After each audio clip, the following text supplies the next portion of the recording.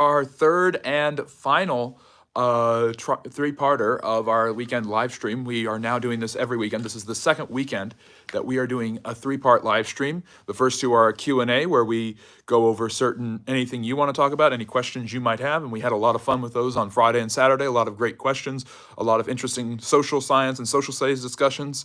And today we are going to be talking about topics that I think are important.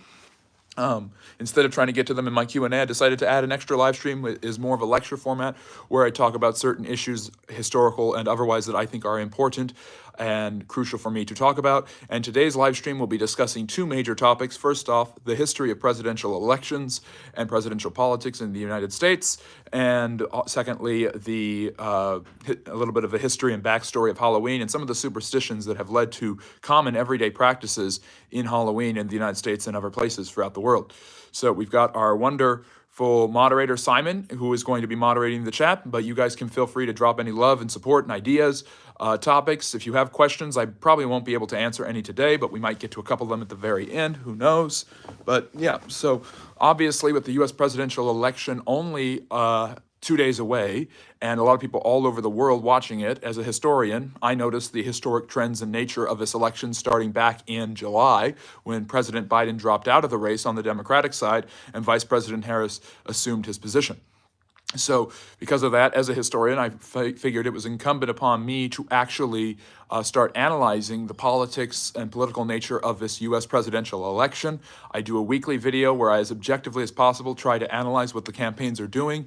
It's a short form video, only a minute long, but I feel that they've been very effective and very successful in getting the content of this channel out to people who are more politically inclined and less historically inclined. And yes, politics, elections, things like this are contemporary history. They're related to general history. So as a historian, I think it's important and good for me to get involved in that discussion as well. So I will be dropping my This Week in Politics video later today. We will be talking about the elections and the history of US presidential elections today on the channel as well. And then, as well as American elections in general, which are always kind of crazy, and everyone is always told that this is the most important election of our lifetimes. Both sides have been throwing that around because of the highly politicized rhetoric and the polarization that the United States is dealing with at this moment. And I will also be getting to a little bit of Halloween, some spooky stories and things like that. So if you like learning about history, if you like social studies, social sciences, geopolitics, both past and current, please like and subscribe. Join the growing number of friendly neighborhood historians. Our goal is to hit 6,000 subscribers by the end of the year, an all-out legion. And be very nice to each other in the chat. I won't be really reading it that much, as I'll be going on about different topics. But we're going to keep it friendly, we're going to keep it civil, but I'm a free speech absolutist, and I believe you should generally be allowed to say what you want. And we've got our wonderful moderator, Simon, handling the chat as well. So got a few people here, hopefully more come later on. But yes, the US presidential election, obviously very, very important this year, obviously highly talked about, very charged, very, very polarizing, but extremely important and with historical consequences.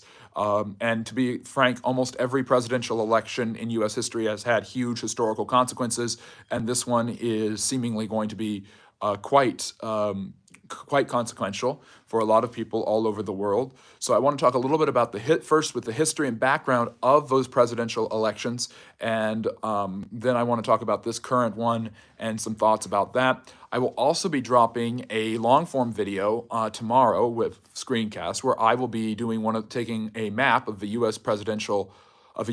and of the Electoral College, and making a prediction based on history, based on what I know, based on as objective as possible as an opinion about who I think is going to win. So you will get my actual prediction, full with detailed commentary and analysis tomorrow evening. That will probably be dropping right in time for Election Day.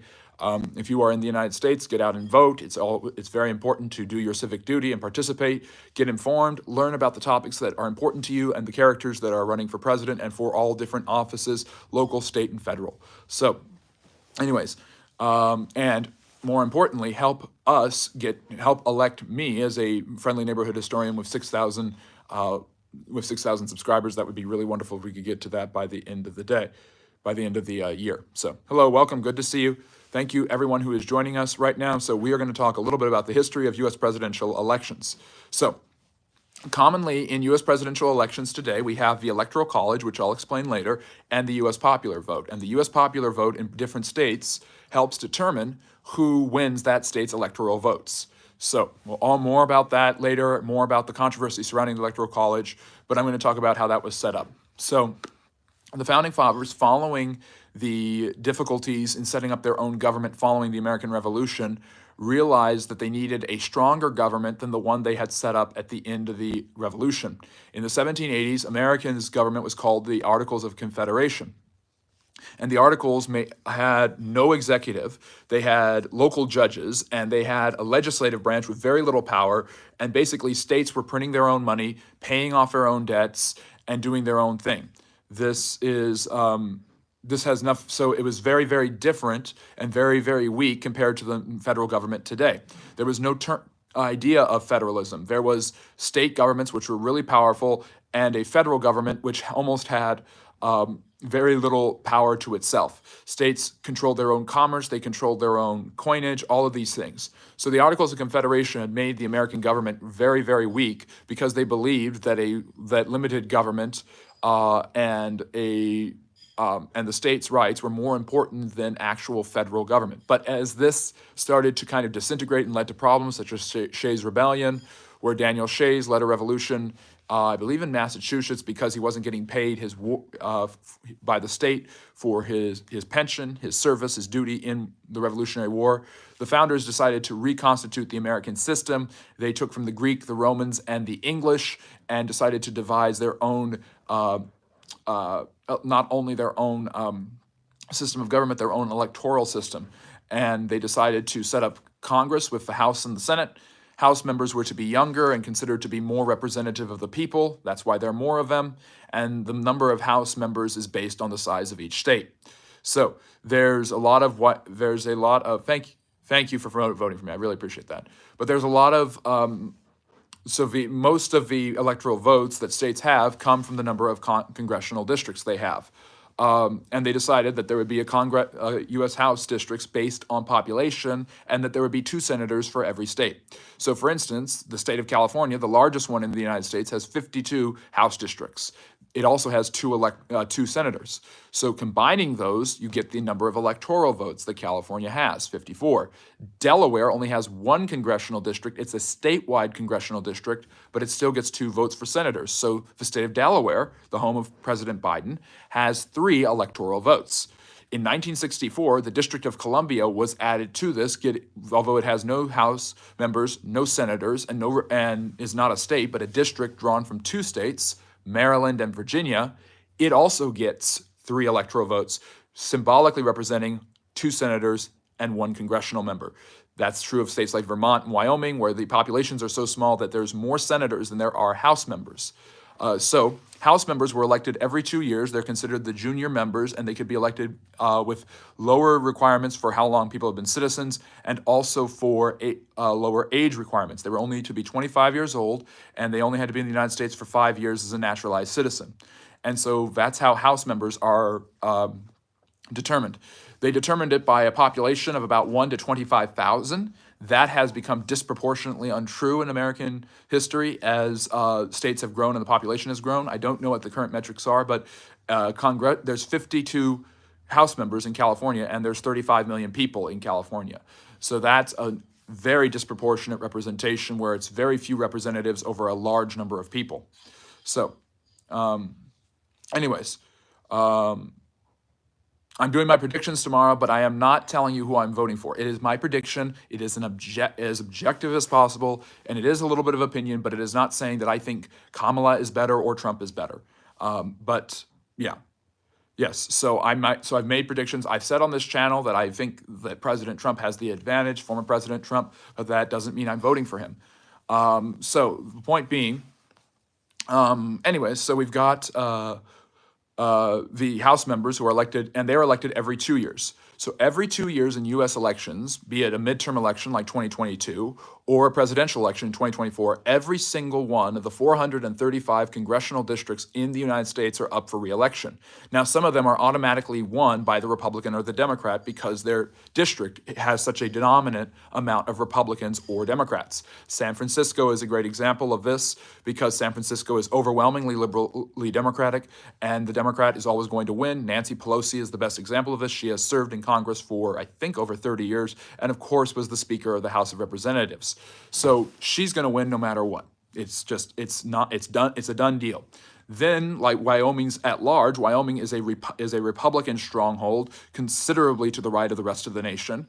And the Republican congressperson there, I believe it's, what's her name? Lynn Hagman. She's known because she beat Liz Cheney, who was known for criticizing Trump. She's going to win no matter what.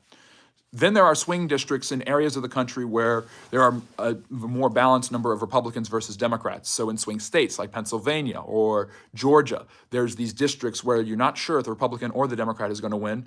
And sometimes you have that in blue or red states. Blue states representing the Democrats, red states representing the Republicans. So every 2 years, midterm or presidential, every single one of those 435 members of Congress are up for re-election. And about 350 of them are guaranteed or very likely to win. And then about 50 or 60 are pretty sure going to win. And then there's about 20 to 30 that can go either way, and that's how they determine the House of Representatives. Right now, the Republicans have a very, very small number advantage of House members. They've got I think it's like 220 to 213. It's very, very close, and a lot of people have been thinking the Democrats will win the House over because there's districts that the Republicans won last time that they may not win this time in blue states like New York and California. At the same time, a lot of people believe that if President Trump does particularly well in these areas and has a strong showing nationally, he can bring certain Republican candidates over the finish line. It's called the coattail effect, where the presidential candidate influences elections down ballot. So let's say there's this guy, John Smith, and he goes to vote in New York, and he usually doesn't vote at all, but he's going to vote in the presidential election for Trump. Well, since he's voting for the Republican for president, he might very well vote for the Republican for House. And this works vice versa with a Democrat who votes for Harris and doesn't usually vote, but will vote for the Democratic candidate for that House district now. That's called a coattail effect. Anyways, so every 2 years, every single House member up for re-election. Every 6 years, every senator goes through a cycle of being reelected. Senators were considered the more mature, based on the Roman Senate and Assembly, where the Assembly was representative of the people and the Senate represented the upper class in Rome. Senators in the United States are supposed to be the older, more mature members. They have to be citizens for 7 years instead of 5, like with Congress people, and they serve for 6 years, and they have to be 30 years old. So senators serve for 6 years, and they're less connected to the people that elect them because if you vote against them because of this, well, in 6 years, who's going to remember that? So things like that. So for instance, right now, certain senators, Sherrod Brown in Ohio, he is up for re-election, and he is in a difficult competition against the Republicans because Ohio has become a progressively more Republican state. Brown is a pretty moderate liberal Democrat, but he ran 6 years ago and won. So, and there's 100 senators because there's 50 states and 2 senators for each state. Doesn't matter how big they are. The founders agreed at the Constitutional Convention to let the House be determined by population size and the Senate be determined by 2 each. The Senate's always the same. You'll always have the same number of senators. So Senator Brown is one of about 30 senators that are up for re-election. Every 2 years, it's 30 to 35 senators up for re-election, so that every 6 years, all 100 senators will have been voted on. It's that kind of a cycle. So then, of course, there's the big one. There's the presidential race. The presidential race is every 4 years. So there are 2 types of elections, general elections in America. And there's some odd year elections in certain states and areas, and sometimes there's special elections because a congressperson dies or something happens to them. Or a senator retires or resigns or is impeached. But basically, the presidential election is every 4 years. So last election in the United States, the last big one was the midterm in 2022. And the Republicans took back the House, the Democrats gained a seat in the Senate, and the Republicans had some big victories here, and the Democrats had some surprising victories in other states. But basically, that was a midterm election, midterm being in the middle of the president's term. The general election is every 4 years. So the last one was in 2020, and the next one is in 2024, and they're always in even years, starting in 1788. So in 1788, they did not count the popular vote, and it wasn't even the state popular vote that determined who the winner was. State legislatures voted for the electors, and those electors chose unanimously George Washington. Starting in the 1820s, states started to count the popular vote. And eventually, the state popular vote determined the winner of the electoral votes from that state. So the president is running based off of the Electoral College, the total combined number of House members and senators. So Pennsylvania is the big key swing state in this election, and there are 19 electoral votes in that, based on 17 congressional districts and 2 senators. So if Donald Trump wins, he will get 19 electoral votes. And those are representative of 19 electors who will go to Harrisburg, that's the capital of Pennsylvania, in early December and will vote to approve him as the president. Those results will be certified by Congress, probably, at the beginning of January. The January 6th atrocity 4 years ago with the riot and all of that happened mainly because the President Trump believed the election had been stolen from him through cheating and scams and frauds and bad voting machines and things like this. And he whipped up some of his followers into a frenzy. He never encouraged them to be violent or disgraceful, yet they acted violently and disgracefully. They went to the Capitol, they went into the Capitol building, and that caused all sorts of problems. And there was even a congressional committee called the Jan 6 Committee. So the reason they did it that day was that was the day that the Vice President, Mike Pence, and Congress voted to certify the results to allow Joseph Biden to become the president. So that was why January 6th happened the day it did. So Congress has to vote to certify the electors from each state, and then that person who's elected is officially is the president. And on January 20th of 2025, Trump or Kamala will be sworn in as the 47th president of the United States. So the way that works is until that time, he or she will be known as the president-elect, meaning they are the president-to-be, and President Biden will be on the way out. This is how it works every 4 years. Now, President Biden originally wanted to run for a second term. In the United States, the president is allowed 2 terms. Every 4 years, he's put up for re-election, or she. If Kamala Harris wins, she will basically be an automatic lock-in to run again in 2028, and then they have the election, another election. But after that, they have to leave. Franklin Roosevelt is the only U.S. president in history who served more than 2 terms. Washington, when he was first elected, only served 2 terms, and he set the standard until Franklin Roosevelt, who served 4 terms and died early in his 4th term. After that, Congress, along with his successor, President Truman, got I think it's the 23rd Amendment, that says the president can only serve for 2 terms. So that's basically how the presidential elections work. So the founders agreed to have the election on the first Tuesday after the first Monday in November. So it'll never be on November 1st. There will never be a presidential election on November 1st. The earliest it can happen is November the 2nd. And same thing for midterm elections. So every House member's up, a third of the senators are up, and this year, the presidential race is up. Now, as I talked about on the channel yesterday, so if you want to go back and learn a little bit more about the 2-party system, go to that live stream. And if you're enjoying what I'm talking about, you're enjoying the civics lesson and a little bit of history and politics mixed together and government, like and subscribe. It really helps the channel grow. I appreciate all the people that are here, spending their busy Sunday afternoons and evenings with me doing a little bit of history. So basically, I'm looking at the chat just a little bit. I appreciate you guys. You've been very civil and everything, and you have my wonderful moderator, Simon, who's monitoring everything. Thank you so much, Simon. But yeah, like and subscribe if you're enjoying what you're listening to. Now, basically, the way it has worked throughout the early part of American history was that the state legislatures would vote on the electoral votes, and their decisions would send they also voted for senators. It wasn't until the popular vote started to be counted in states and until the 20th century, really, that states decided to base their electors on the popular vote of that state. So a lot of people don't like the Electoral College, and they think that it makes the elections more tricky and difficult to understand. And yes, it is a loop to jump through.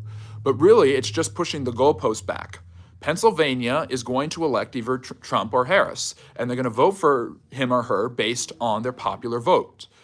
That will determine the 19 electors because they are not supposed to deviate from the electoral vote count, from the popular vote count. So the candidates are winning the popular vote. They're just focusing on key states where that popular vote will affect their chances of winning the election. So there are states, again, red states and blue states, that generally will vote one way or the other and don't really shift. It used to be that this was a little bit more reliable and there was shifts based on candidates. But as America has reached an era of increased political polarization, we are now seeing that there are fewer and fewer swing states and there are fewer and fewer swing voters.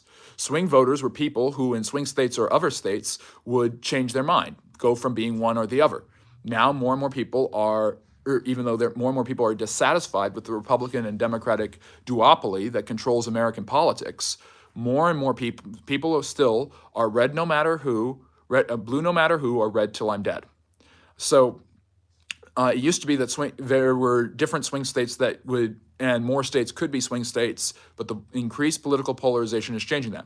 However, in my lifetime, when I was young in the 2000s, when I was growing up as a millennial Gen Zer, the big swing state was Ohio. And now Ohio has become a reliably Republican state. Meanwhile, the state of Colorado, which was a swing state, has become a reliably Democratic state. Harris is going to win Colorado, and Trump is probably going to win Ohio. So the truth, unless there's a huge wave and change of momentum that we just don't see, that the polls don't get, and polls can be wrong and are wrong many times, Colorado is going to vote for Harris, and Ohio will vote for Trump. Meanwhile, a state like Pennsylvania, which a lot of people didn't consider to be a swing state, has become a swing state, as has Texas, which used to be a reliably Republican state. So there are more, so the swing states change due to demographic changes and more Republican voters leaving or more Republican voters moving in or vice versa. You have more Democrats in a certain area. You have a growing young population. There's growing universities in areas like Georgia. There's also the rise of ethnic minorities voting more in Georgia, and that has moved Georgia from being a Republican state based largely on a large white population to more of a swing state. So that's basically kind of how it works there. So right now there are about 8 swing states. There are 8 states that could decide the election. They're going to go either to the left or to the right, just an inch or two. It's going to be really close. Their popular vote will be tallied on election night and afterwards, and the winner of the popular vote in that state will get its electoral votes. Arizona is one of the most well-known. Arizona has 9 House members, 2 senators, so they have 11 electoral votes. So Arizona, Nevada, Pennsylvania, Michigan, Wisconsin, the Rust Belt as it's called, and Georgia and North Carolina. Now there are some states that are a little bit more dependably red or blue that might be up for grabs in some ways, like New Hampshire, Virginia, New Mexico, Minnesota, Texas, and Florida, which are, again, states that have moved and fluctuated in recent years. New Hampshire used to be one of the key swing states. Now it's more Democratic. Florida used to be a key swing state. Now it's overwhelmingly growing more Republican basically by the day. So those are the swing states. But I mean, I could be wrong. There might be some surprises, like who knows? Maybe Trump surprisingly wins New Mexico, which is kind of a blue state, or Harris wins Florida, which means the election will be over because Florida has 30 electoral votes. Now, how do you win the Electoral College? How do you become president? Well, there are 538 electoral votes up for grabs, 435 House districts, 100 senators, and 3 for the District of Columbia, 2 House and 1 Senate. It's totaling 538. That's a nice even number. Now, why is that why is that a troubling thing? Because there could technically be a tie.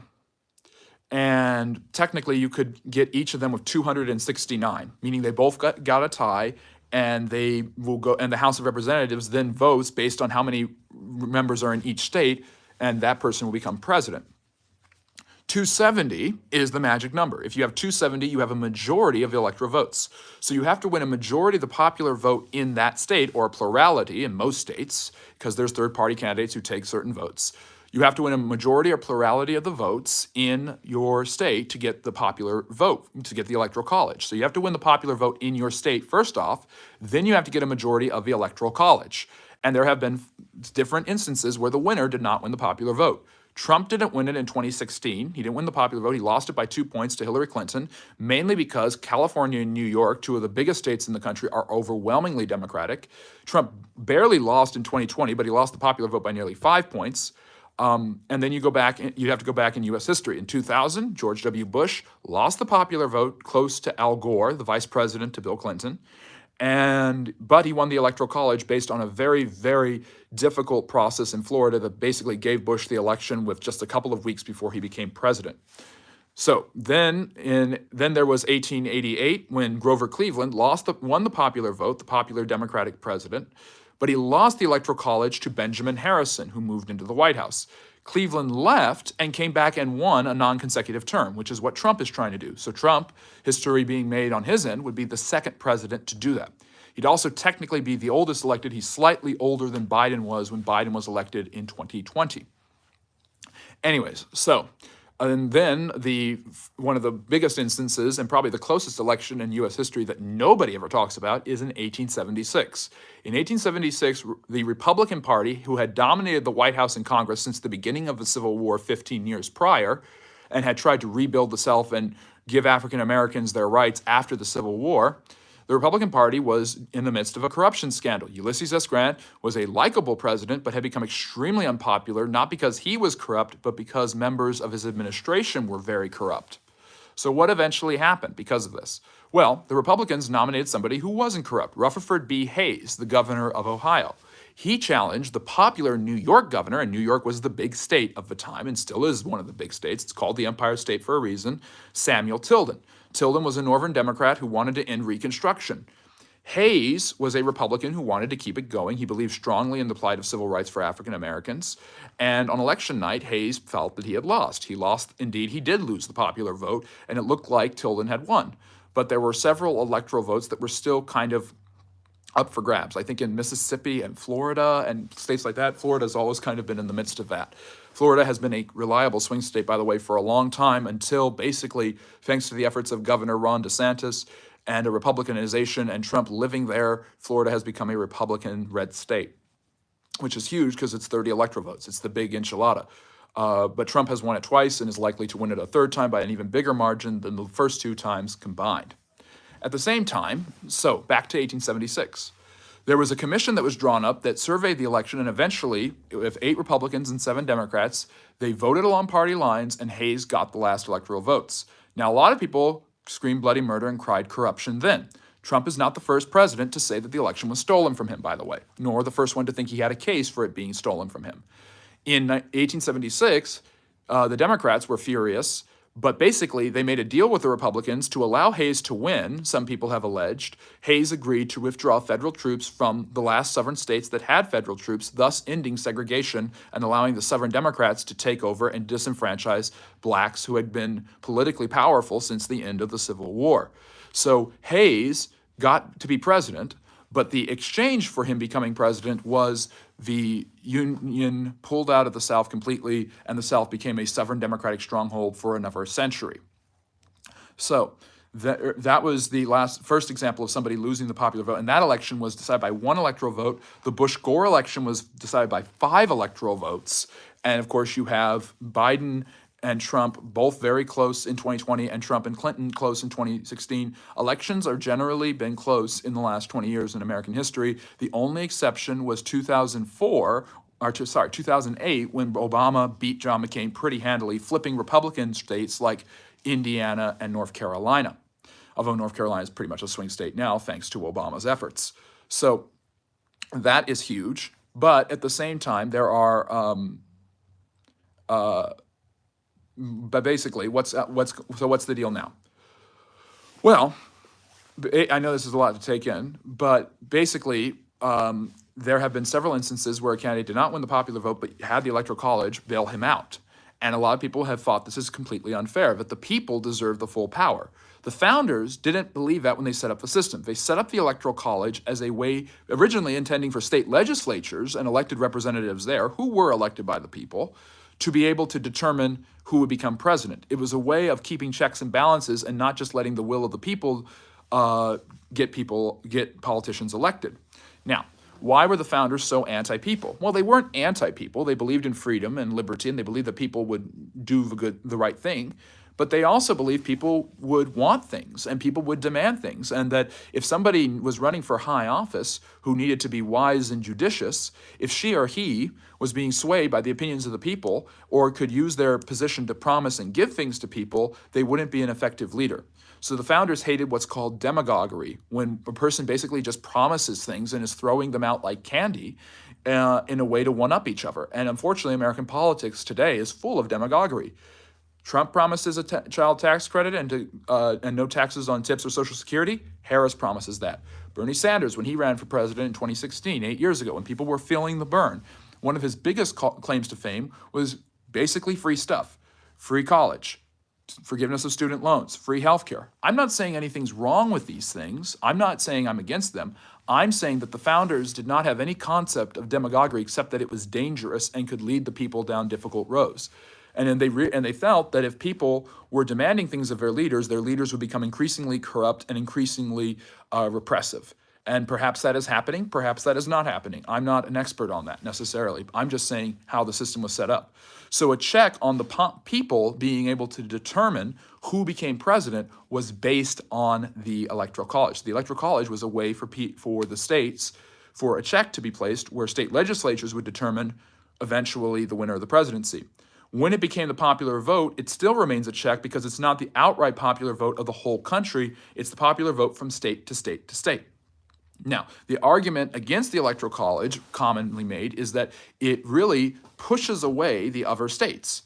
Trump did not campaign in California. He came to Coachella for something in the desert to try to just show that he could draw an audience in California, which really is a waste of time. California is going to go to Harris by at least 20 points, so who cares? And California is the biggest prize with 54 electoral votes.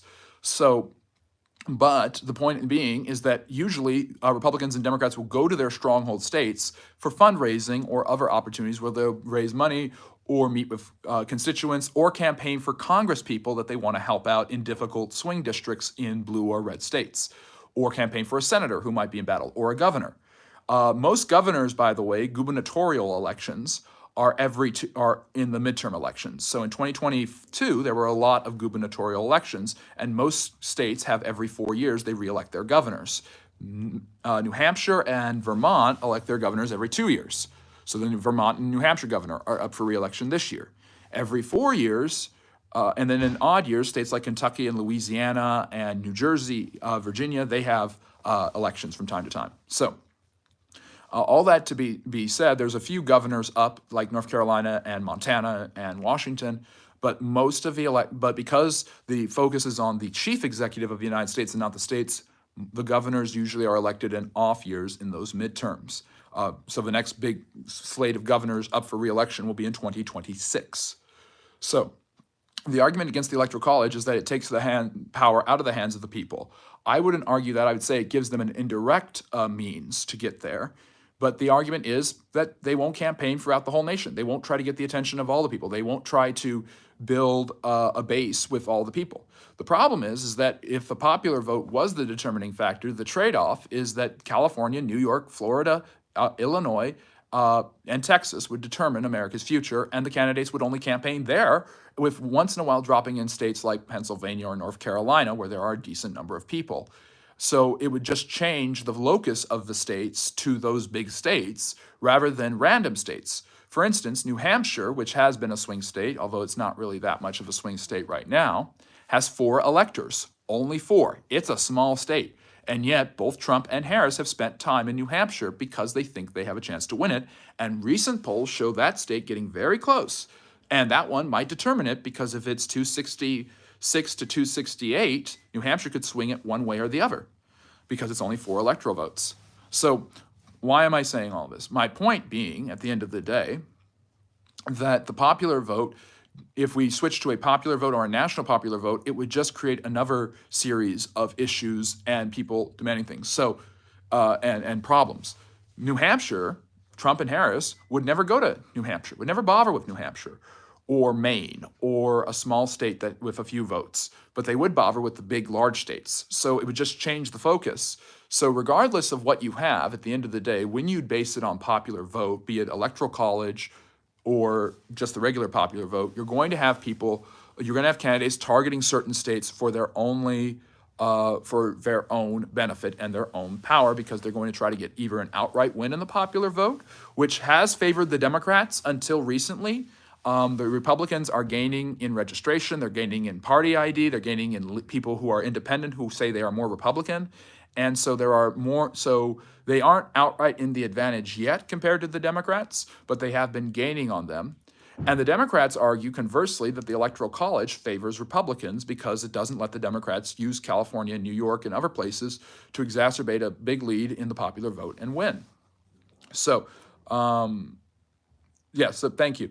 I really appreciate that. Share the love so we can, so if you are thinking, speaking of which, I'm going to take a break right now and say, I would love for you guys to vote for me, not for president, but for you liking this channel. Liking and subscribing helps grow the channel, and you become a friendly neighborhood historian. It's as easy as liking and subscribing. You don't have to give me any money. You don't have to give me any benefits. All you have to do is like and subscribe. It really helps the channel grow, and that's how you can show that you're voting for me this time. And I will vote for you by continuing to do these live streams and produce quality content that teaches people about history. Anyways, so that is the general outline of how U.S. presidential elections work. The founders set them up to be able to have certain barriers to entry. It wouldn't just be an easy, straight-up thing where it was just people voting. In fact, the founders also set very heavy voting restrictions in the earliest part of American history. One of the biggest, thank you, Seth, I really appreciate your vote. One of the biggest land blocks set up by the founders was the, sorry, I'm losing my train of thought. The founders set up barriers to entry because they didn't think that it would be good if people could just vote one for one and get the candidate and just make it a popularity contest. And they didn't believe that politicians should be catering to the people. They believed that the politicians should be catering to the Constitution, to the government, and to what was morally right and just and virtuous. So, of course, that has been debated and gone back and forth about what is moral and virtuous ever since then, and that's why you have the creation of the political parties against the warnings of people like Washington and Franklin, and of course the perpetuation of those political parties, usually in a two-party system, ever since then down into our own day here in the United States. So what was I going to say next? Well, basically, at the end of the day, the founders didn't want somebody who would just promise the people things to get elected, so they set up the Electoral College for that way, and that's why the system works the way it does. And the Electoral College has changed. The number of electors in each state has changed. You can go back and look at maps. The United States government and throughout U.S. history, American elections have looked very different. And we've only gotten into the 538 range when we've got all 50 states, and really in the last couple of decades when the populations have kind of filled out. Will we ever get more than 538? It doesn't seem likely. People move different states, and states lose and gain congressional districts based on the census and how many people are living in their area. So yeah, that's what's going on there. So basically, when we look at the presidential election today, we are looking at a very close contest, but because both parties have a huge amount of money, they have a huge amount of influence, and they have a base that will vote for them no matter what. And they are trying to convince people in the middle to go one way or another. So the 2020 election was only decided by a few thousand votes in a few key states. This could easily be the case this year. Now, there are certain indicators about where this election is going, and I'll talk more about this on my full-length video where I do my screencast and do a political map and explain it a little bit more and show who I think is going to win. The polling, which has been criticized because it is not very accurate and has underestimated Republicans, especially Trump, has recently shown that the election is very close, and a lot of people think that this is just how they get people to feel the tension, and it could be, who knows. But in the last few elections, in both 2016 and 2020, Donald Trump ran behind of both of his Democratic challengers, significantly so in 2020. He barely lost in 2020 despite losing the popular vote, and he won in 2016, surprising everyone. Individual state polling and national polling were wrong in both cases. At the same time, in 2022, in the midterms, the polls were projecting the Republicans to do outstandingly well.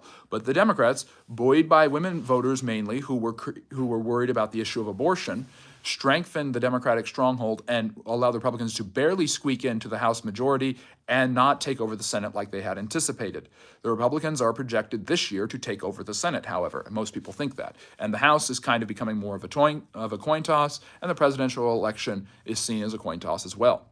So, basically, that is how presidential elections work. That's a brief outline on the history of presidential elections, and we will see what happens, of course, on Tuesday. I could be perfectly wrong in my prediction and everything that's going on there.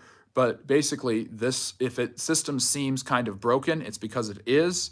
But there are still those structures put in place from centuries ago that continue to monitor and keep people from just outright demagoguery. Although some people would argue that we are in the age where cheating is a possibility.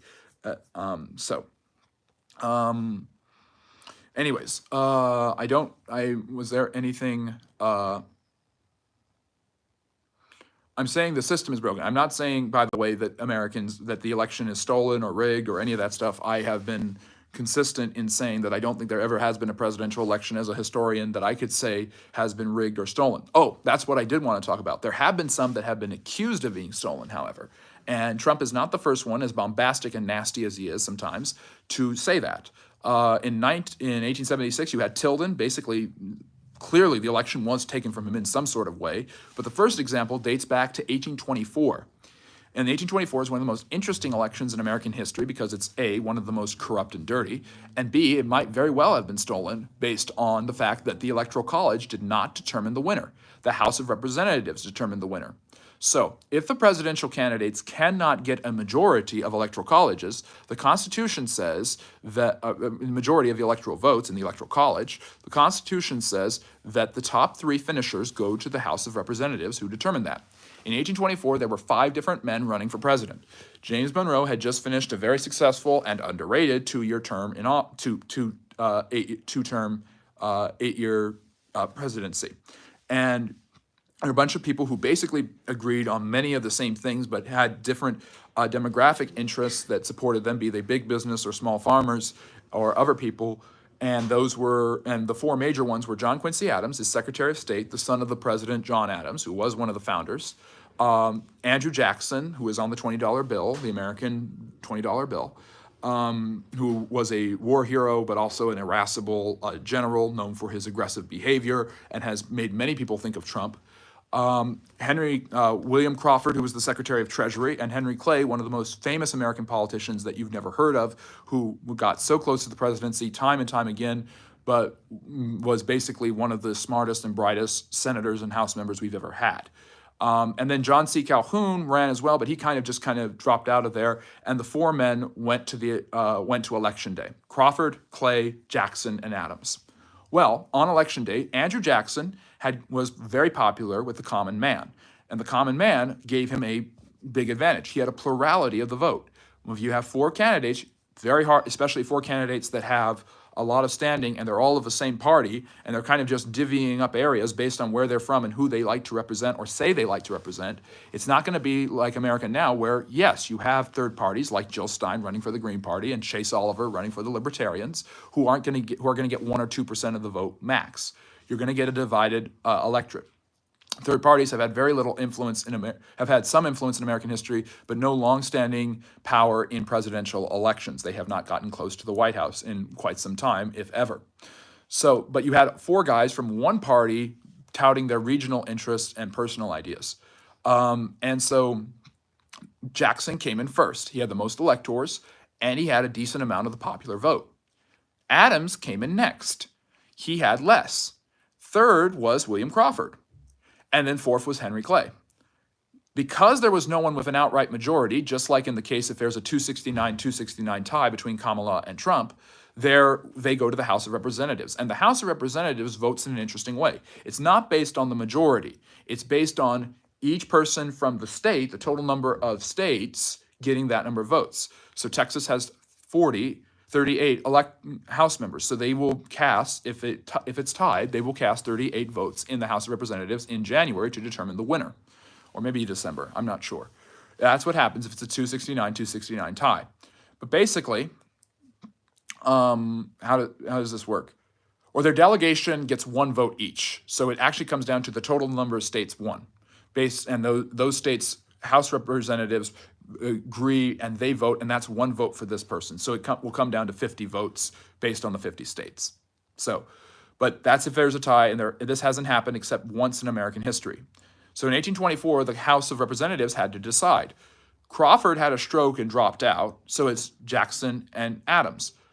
And Clay is out of it because he was fourth place in the Electoral College. Once again, it comes down to the Electoral College. Clay is the Speaker of the House of Representatives. So he has this insane ability, after basically just barely missing out on allowing the president on voting for a particular candidate, on swaying the House's vote and influencing the Democratic Republicans to vote one way or another. And basically, there is some sort of politicking going on. Clay picks Adams because he believes their policies are more aligned, and he doesn't particularly like Jackson, as a lot of people don't like Jackson. Jackson's a very difficult character to like. And Adams becomes president, and after he becomes president, he picks Clay to be his Secretary of State, which is seen as a stepping stone to the White House. So this is so there's a little bit of a lot of people think there's a corrupt bargain going on. Jackson screams bloody murder and spends the next 4 years influencing his followers in Congress to undermine John Quincy Adams' agenda, and claiming that the election was stolen. He comes back and challenges Adams in 1828 and beats him. And there's a lot of parallels between Jackson as a person, as a character, very irascible, very aggressive, very energetic, very patriotic, and Donald Trump. So a lot of people have drawn the comparison between 1824's election and 2020's election, where the losing candidate claimed that the election was stolen, the aggressive losing candidate, then came back 4 years later to try to win again. Will Trump be able to do what Jackson did? I don't know. Was the 1824 election stolen? It doesn't look very clean. And of course, 2020, it's a lot harder to prove that it was stolen than you could with 1824. And of course, we're looking back on it as historians with hindsight and with less of the actual detail than we have with 2020. There was one other election that was tied where no one got a majority, by the way, and that was in 1800. That was when they weren't counting the popular vote. And basically, Thomas Jefferson was tied with a man named Aaron Burr. Now, for my Hamilton fans out there, you know who Aaron Burr is. Back then, by the way, before 1804, the runner-up became vice president. Alexander Hamilton, who was influencing the House of Representatives, helped influence them to vote for Jefferson, who he saw as the lesser of the two evils, and Jefferson became president over Burr, and Burr hated Hamilton for this, and this is part of the reason he challenged him to a duel and killed him 4 years later. So, and Aaron Burr, maybe I don't know I don't exactly know why he's your hero. He's not a very heroic one. So there's been two elections where the House of Representatives had to decide. But 1824 and 1876 are not the only elections where somebody could have claimed that there was some funny business going on and they had the election stolen from them. The most recent and interesting example is in 1960. So in 1960, Dwight Eisenhower was president. He had had a successful 2 terms, just like James Monroe, as a Republican, and he was going kind of on the way out. He was in bad health. He was the hero of World War II, the mastermind of D-Day. He had he had been executive over a period when Americans had been prosperous but worried about the Soviet Union and the Cold War. And he was popular. Who was not as popular was his vice president, one Richard Nixon. Seen as corrupt by many of his political opponents, he was known as Tricky Dick. And Nixon had been from California. He'd been a member of the Senate, and the Republicans liked him, but not everybody else was so sure. He ran against a young, good-looking Massachusetts senator who was known for his moderate beliefs, his charisma, and his good-looking smile, John F. Kennedy. Kennedy and Nixon didn't really disagree too much on the issues. Kennedy was a little bit more to the left than Nixon, and Nixon was a little bit more to the right than Kennedy. But they had a series of televised debates where Kennedy ended up looking more attractive and telegenic, and Nixon looked cold and tired. Nixon painted Kennedy as being inexperienced, and the Democrats painted Nixon as being corrupt. Celebrity influence, which is popular in this election too, was big on the Democratic side. Frank Sinatra, the biggest singer in the world, the equivalent of a Cardi B endorsing Kamala Harris today, tried to get everybody swayed towards John F. Kennedy, along with Marilyn Monroe, America's sweetheart, who was Kennedy's lover.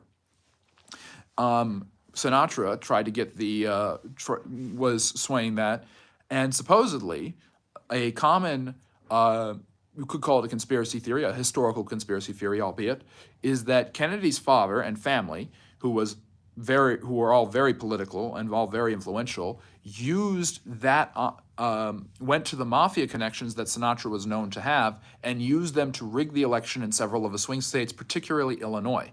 And Nixon believed that that the election was stolen from him.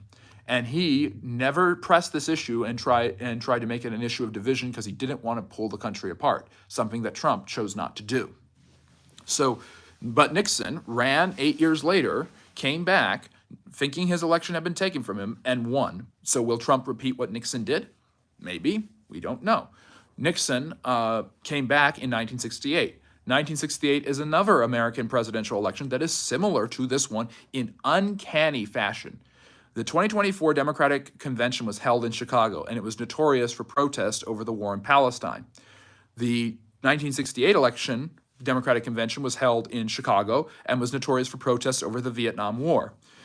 The unpopularity of both of these wars amongst American leftists and other liberals had made the current Democratic president, partially at least, step down. Lyndon Johnson refused to run for another term in 1968. He had succeeded Kennedy after Kennedy had been assassinated. And Joe Biden obviously drops out in 2024, probably more due to his age, but also the unpopularity of the Biden administration's aid to Israel amongst far-left Democrats has hurt the Democrats in several places, including key swing states like Michigan and Wisconsin and Minnesota. And who knows how much it'll hurt Harris tomorrow and Tuesday. But anyways, point being, you had the Democratic president who had already been elected to a term before, dropping out of the race, and his vice president assuming the responsibility. Johnson's vice president, Hubert Humphrey, became the presidential nominee. He was a senator from Minnesota. And Kamala Harris, obviously, who was also had been a senator, became the nominee, the first woman of color to be nominated by either major political party for president. Right 4 years after, she was the first woman of color to be nominated by either major political party for vice president. So, interestingly enough, Humphrey is from Minnesota, and Harris's vice presidential pick, Tim Walz, is the governor of Minnesota. So there's uncanny parallels. Raucous conventions, a Republican candidate thinking who has been spurned, coming back for revenge, and the Democrats, and both of those candidates, both Nixon and Trump, and this is before Nixon and the Watergate scandal, were considered quite corrupt by a lot of people. So there's a huge amount of strange parallels, and like I often say, quoting Mark Twain, history does not repeat, but it does rhyme a lot. So there's a huge amount of parallels there. One more thing, so there have been several elections, 1960, 1824, 1876, that have had some funny stuff about them that people have believed have been stolen. The last example, a lot of people think, other than 2020, is 2000, where Gore and many other Democrats believe to this day that Jeb Bush, the governor of Florida and brother of the Republican candidate George W. Bush, used his influence to basically allow the courts to give the election to his brother. And the Supreme Court was the final straw that ruled that George W. Bush was president and to stop the recounts. The Democrats believed that they had stopped the recounting in Florida, which was extremely close, too soon. On election night, Gore had apparently won Florida, but new returns showed that Bush had won Florida. The Democrats were outraged, and both sides decided to go back and recount. And there was a big issue about, did people actually push in their ballot? Back when there were paper ballots, did they push it in all the way to indicate they were voting for this candidate or that candidate? The recounts continued until the state Supreme Court and the Supreme Court of the United States ruled that it was too close to the presidential inauguration and to stop doing it, and Bush was given the electoral votes and the win. So That has, and to this day, Al Gore believes that that election was stolen from him and that he should have won. John Kerry also claims this about 2004 with far less evidence. So it's not an uncommon thing for losers to whine in American politics, be they Republican or Democrat. So there are many examples of presidential elections not being not all being right in Denmark, if I can borrow from Shakespeare. So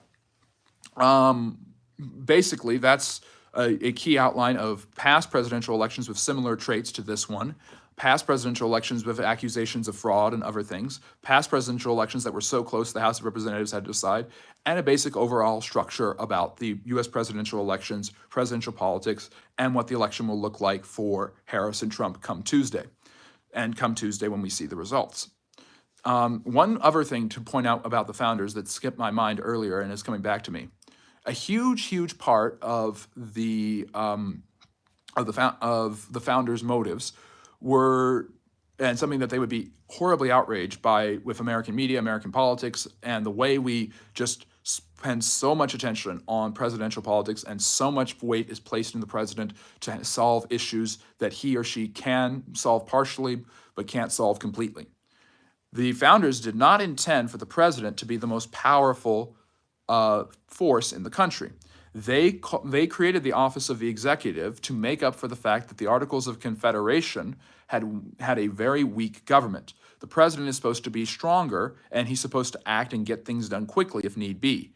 That's why he's not only in control of the military, which is totally modeled off of George Washington being the commander of the Revolutionary Forces, but he is also able to do the executive orders, which are able to get things done on a quick basis if need be.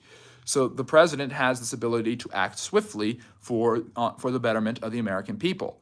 But the first article of the Constitution, and the longest one with the most stipulations and explanations, is not about the president and the executive branch, the vice president and the federal bureaucracy, but about the legislative branch. And the legislative branch, it was the one the founders believed would be the best, that would make the laws, and if it was slow, that was good because that would keep people from making too many laws that were dangerous. So the gridlock where there's divisions between Republicans and Democrats and nothing can seemingly get done in Congress, Congress has historically and recordly for the last 20 years had abysmally low approval ratings, far lower than any of the presidents, Bush, Obama, Trump, Biden, any of those guys.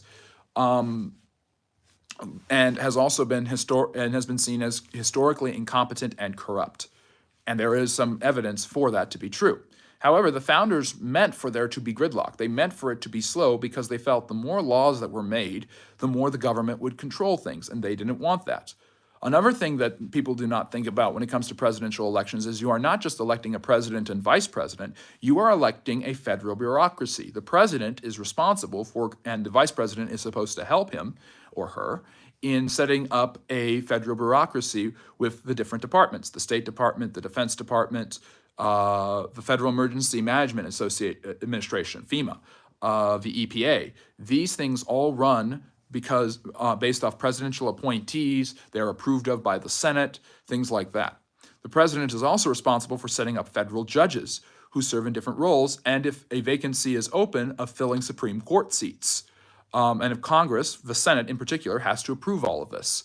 So when you are voting for a president, you aren't just voting for one person who will do everything. The founders never intended this, and the Constitution doesn't allow it. You're not voting for a dictator, although Americans have seen their presidency increase in power exponentially over the last century, probably not for its better. But you are voting for a federal bureaucracy that will be set up and maintained by that president during his or her administration, and you are voting for rules that will affect states and the whole nation, and there will be interplay between the states and the federal government, where federal law is at the top, and state law where the federal law is not explicit, state law can kind of have fun, but state laws must at least follow the baseline given by the federal government. So when voting for a president, you're not just voting for a president, you're voting for an entire structure of the executive branch, which is the overwhelmingly largest branch, especially with the expansion of the federal bureaucracy in the last century. So Just so that's something to note there. The founders would have never found this conscionable. They never intended for the federal bureaucracy to get so big. They never intended for the executive department to have the executive branch to have so many departments under it. And they always thought that Congress should be the most powerful force in the country for legislative power. Well, the courts interpret those legislations that are signed by and agreed to by the president and decide whether or not they will be acceptable and constitutional.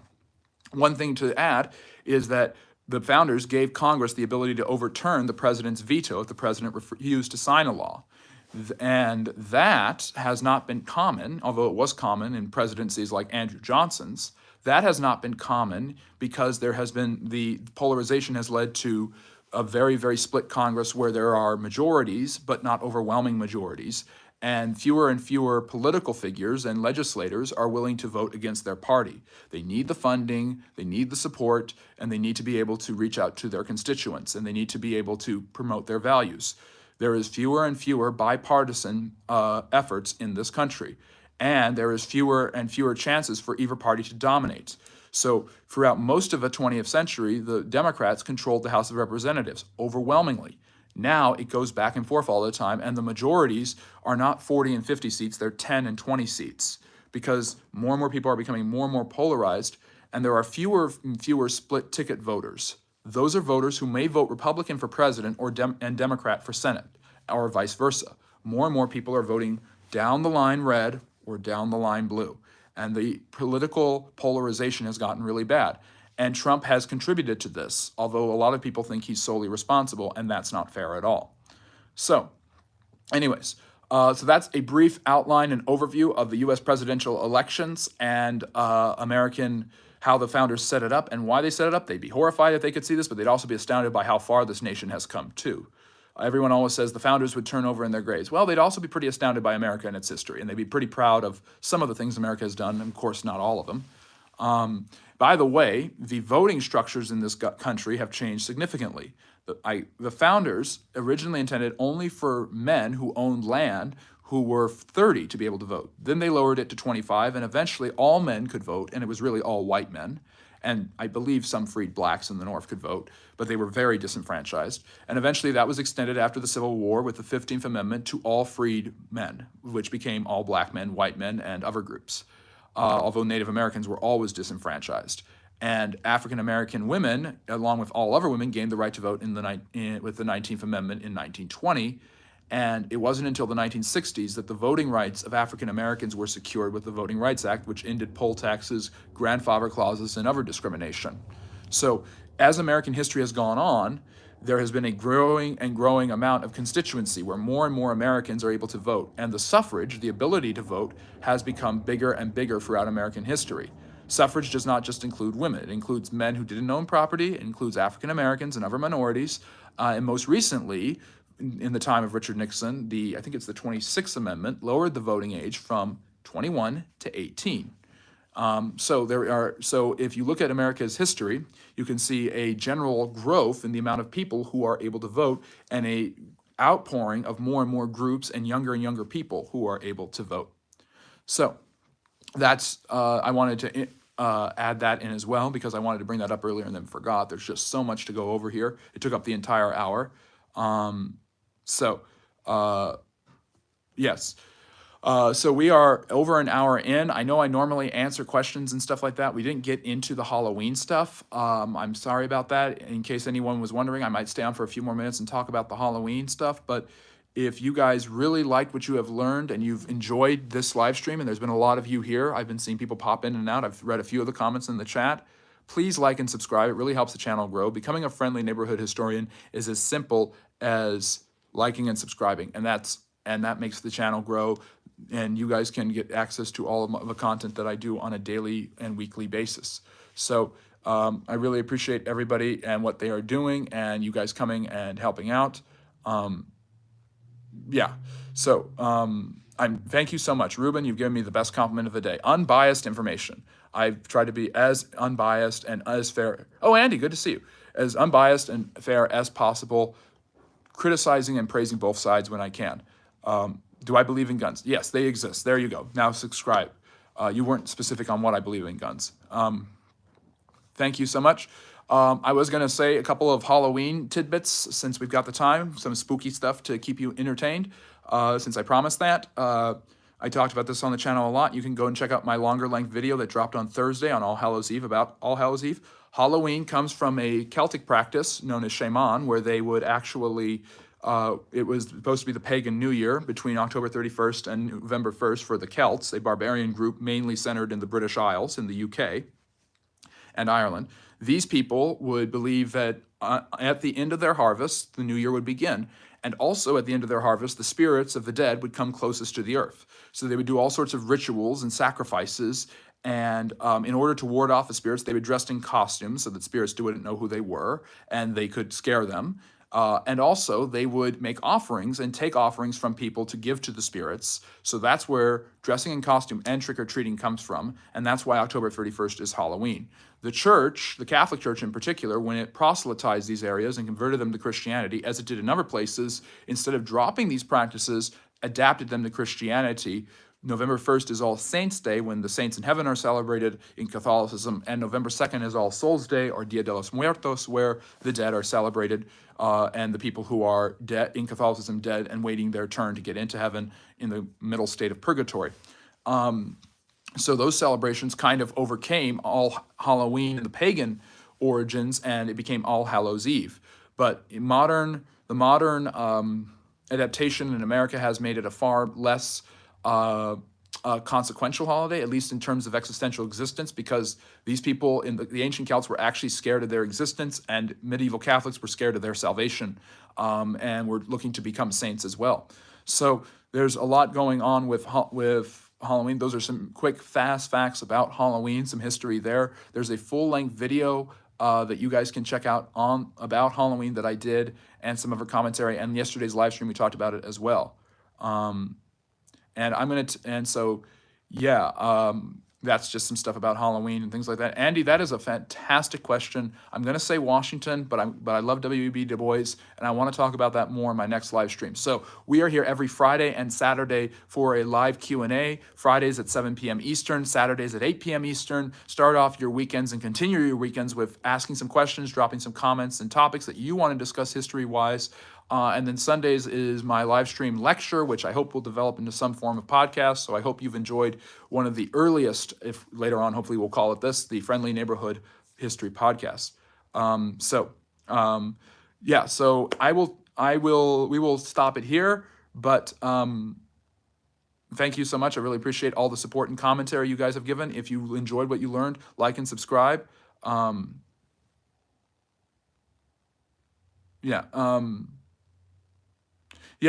do have some great Mexican fans. I have fans from all over the world. We have people who come here from England on a routine basis. Simon, my wonderful moderator, is from England. I've got people of every race, creed, orientation who come into the channel and do all sorts of great stuff.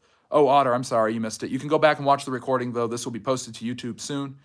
Yep, Andy's Mexican, and he's been with me since day one. An excellent, excellent fan for the channel. Hello, welcome. Thank you for joining us. But unfortunately, we're going to